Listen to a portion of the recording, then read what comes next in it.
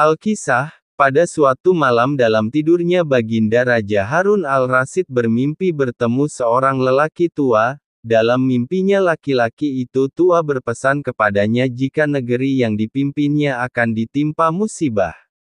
Oleh sebab itu, agar dapat menghindari bencana itu ia harus mengusir seorang penduduk negerinya yang bernama Abu Nawas.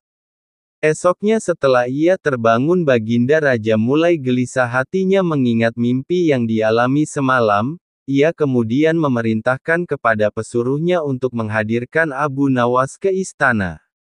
Tatkala Abu Nawas telah berada di istana, Baginda kemudian berkata kepada Abu Nawas, "Hai Abu Nawas, semalam aku bermimpi yang sangat aneh dan aku merasakan jika mimpi itu adalah suatu pertanda buruk bagi negeriku. Dalam mimpiku aku bertemu seorang laki-laki tua yang memakai pakaian serba putih. Ia mengatakan kepadaku jika negeri ini akan ditimpa bencana yang sangat besar. Agar itu tidak terjadi, ia berpesan agar aku mengusir seorang rakyatku dari negeri ini yang bernama Abu Nawas, dan ia juga mengatakan jika Abu Nawas itu ingin kembali maka hendaklah dia tidak berpijak di atas bumi atau mengendarai tunggangan apapun, tapi jika ia tidak bisa melakukan seperti itu maka ia tidak boleh lagi kembali ke negeri ini. Oleh sebab mimpi itu maka aku yakin ada sebuah kesialan atas dirimu. Maka aku memutuskan untuk mengusirmu dari negeri ini," kata Baginda. Dengan perasaan yang berkecamuk setelah mendengarkan perintah Baginda Raja atas pengusiran dirinya, Abu Nawas kemudian meninggalkan istana dan kembali ke rumah.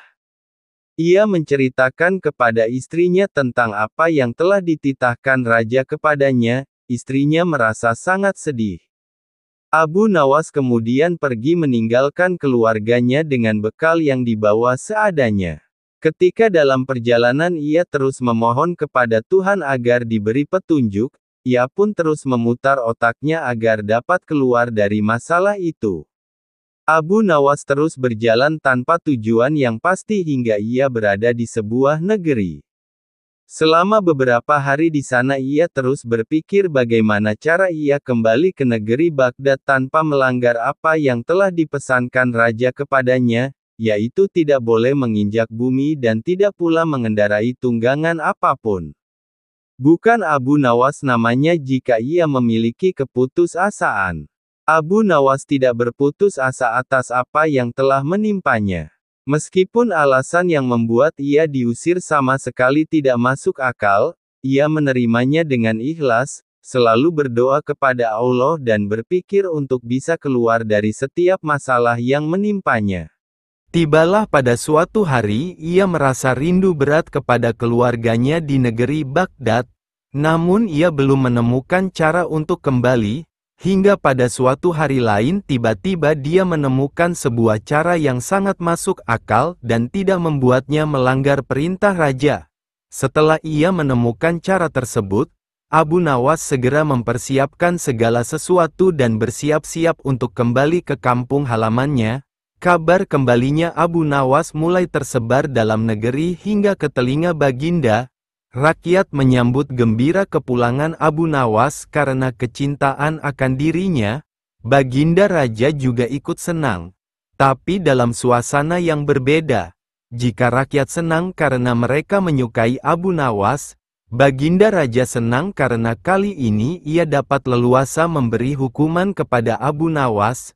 Baginda berpikir pasti mustahil Abu Nawas dapat kembali tanpa berpijak pada bumi atau menunggangi sesuatu. Tibalah Abu Nawas di istana dan menghadap Baginda Raja. Kehadirannya di istana membuat Baginda Raja sangat kaget ketika melihat Abu Nawas bergelantungan mengikat dirinya di bawah seekor keledai. Dan kemudian Abu Nawas berkata kepada Baginda Raja, "Wahai Baginda Raja, bukankah engkau telah mengusirku dari negeri ini, dan melarangku kembali dengan berjalan memijak bumi dan tidak pula boleh menunggang apapun?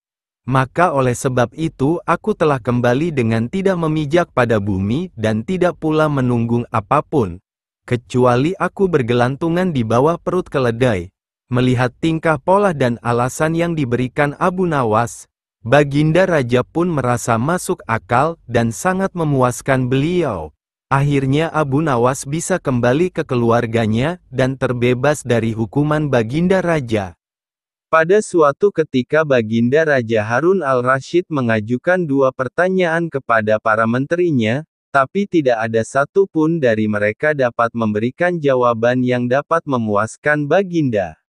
Sedang Baginda Raja sangat menginginkan jawaban yang tepat terhadap pertanyaannya. Para penasehat kerajaan akhirnya menyarankan Baginda Raja menghadirkan Abu Nawas ke istana dan bertanya kepadanya. Baginda Raja kemudian memerintahkan pesuruh istana untuk menjemput Abu Nawas. Ia pun tiba dan menghadap Baginda. Baginda bertanya kepada Abu Nawas, "Wahai Abu Nawas, akhir-akhir ini aku susah tidur karena dibayang-bayangi oleh keingintahuanku menyingkap 2 rahasia alam. Mohon ampun Baginda, apa sebenarnya keingintahuan Baginda itu? Bolehkah Baginda memberitahukannya kepada hamba?" tanya Abu Nawas. Pertama, di manakah sebenarnya letak batas jagat raya ciptaan Allah? Baginda mulai mengutarakan pertanyaannya. Abu Nawas menjawab, "Di dalam pikiran, wahai Baginda, Baginda yang mulia, sesungguhnya ketidakterbatasan itu ada karena keterbatasan, dan keterbatasan itu ada di dalam pikiran manusia. Oleh sebab itu, kita tidak akan mengetahui di mana letak batas jagat raya ciptaan Allah, karena sesuatu dengan keterbatasan tidak dapat melampaui ketidakterbatasan."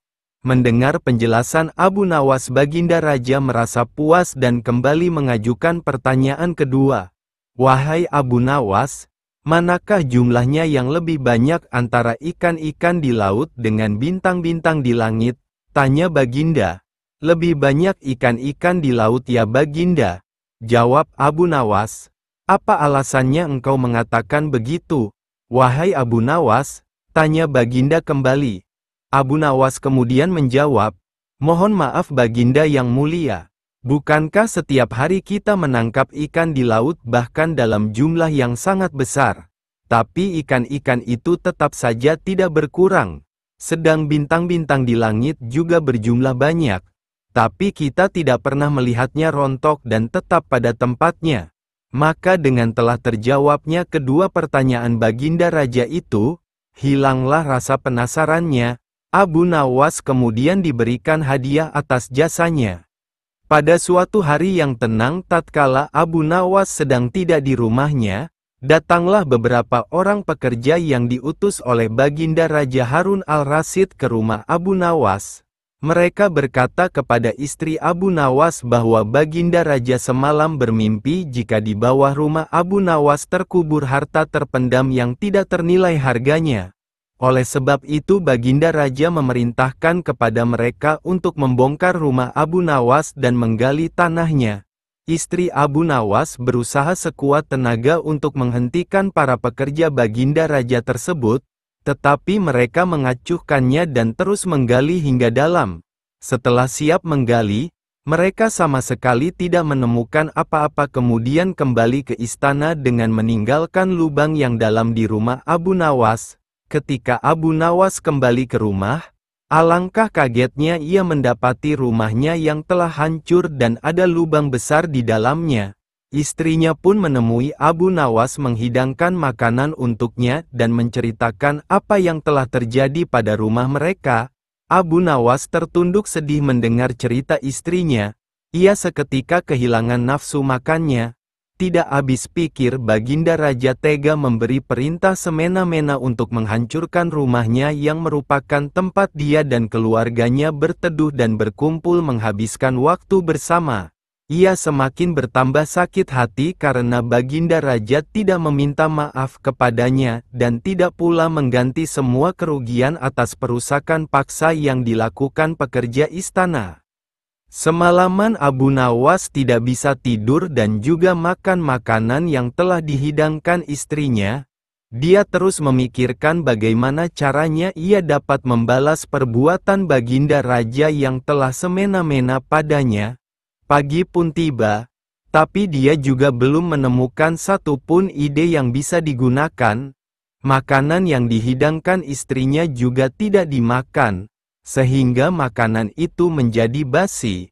Maka datanglah lalat-lalat hinggap di makanannya. Abu Nawas kemudian memperhatikan lalat-lalat itu dan dengan tiba-tiba terbesitlah di dalam kepalanya sebuah ide. Ia tertawa gembira karena telah mendapatkan cara membalas perlakuan raja. Abu Nawas kemudian memanggil istrinya, "Tolong bawakan kepadaku sebatang besi dan sehelai kain untuk membungkus makanan." "Wahai suamiku, untuk apa engkau meminta itu?" tanya sang istri keheranan. "Aku ingin membalas perbuatan Baginda Raja kepada kita," jawab Abu Nawas. Ia kemudian membungkus makanannya dan segera pergi ke istana menemui Baginda Raja dengan membawa makanan yang telah dibungkus beserta lalat-lalat yang hinggap di dalamnya. Juga sebuah besi pemukul. Ia kemudian menemui Baginda Raja yang kebetulan sedang bersama para menterinya seraya membungkuk memberi hormat.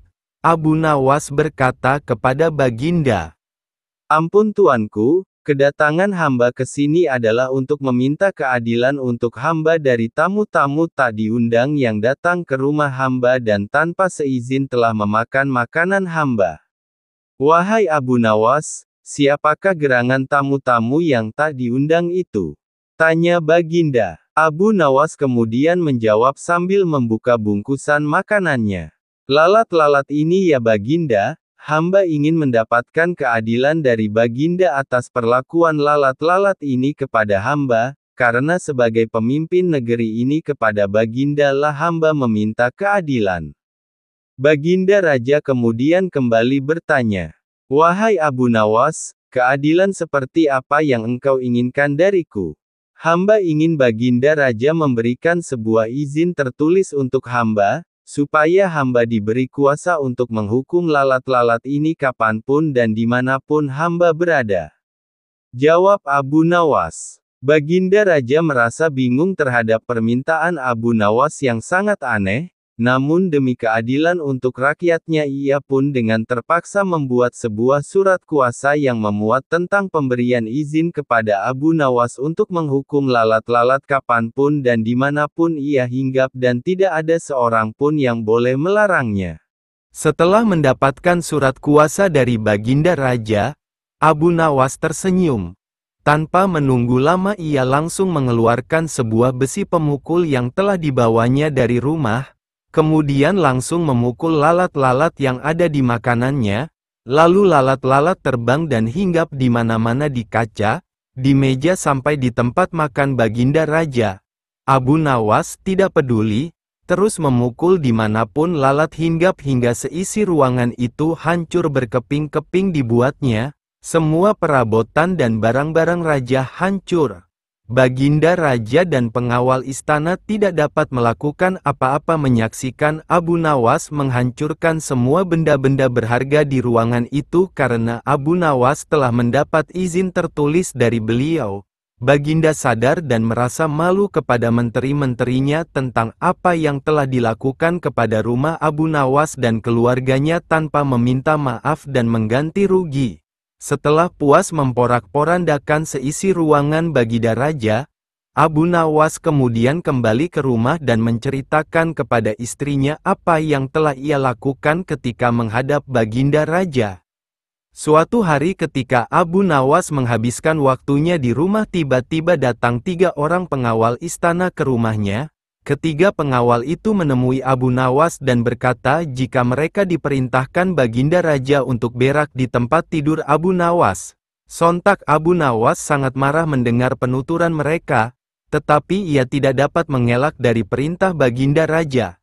Abu Nawas kemudian berkata, "Jika itu adalah perintah Baginda, maka laksanakanlah jika kalian merasa mampu melaksanakannya." Kata Abu Nawas, "Tentu saja kami mampu melaksanakannya," jawab ketiga pengawal itu dengan enteng. Para pengawal tersebut segera naik ke tempat tidur Abu Nawas, kemudian bersiap-siap melaksanakan rencana kotor mereka. Abu Nawas meninggalkan kamarnya, dan kemudian kembali dengan membawa sebuah tongkat pemukul. Ketika mereka hendak melepaskan pakaian, tiba-tiba Abu Nawas muncul dan berkata kepada mereka, "Kalian ke sini karena ingin melaksanakan perintah Baginda Raja?" "Betul," jawab pengawal serentak. "Jika begitu, aku akan mengawasi kalian," kata Abu Nawas.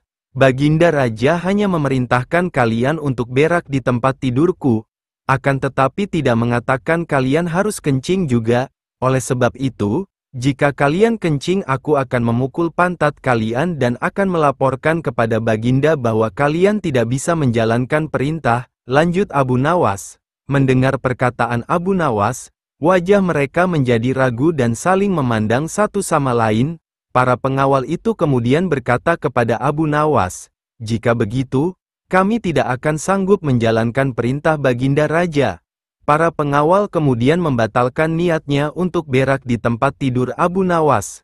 Kemudian datanglah seorang kepercayaan Baginda Raja menemui Abu Nawas. Ia berkata kepada Abu Nawas, "Wahai Abu Nawas, aku sudah tahu apa yang terjadi antara engkau dan ketiga pengawal ini. Aku diperintahkan Baginda untuk memberitahumu, jika ketiga pengawal ini dapat melaksanakan perintah Raja, maka mereka satu persatu akan mendapatkan hadiah dari Baginda. Tetapi jika mereka tidak berhasil, maka hadiah mereka akan jatuh ke tanganmu semuanya dan engkau boleh menghukum para pengawal ini." Abu Nawas langsung tersenyum mendengar penjelasan pesuruh Baginda Raja. Ia langsung memukul pantat ketiga orang itu. Para pengawal itu berteriak meminta ampun. Abu Nawas kemudian menuju istana untuk mengambil hadiahnya. Di sana Baginda Raja memang telah menunggunya karena ia yakin bahwa Abu Nawas bukanlah orang yang mudah dikalahkan akal pikirannya.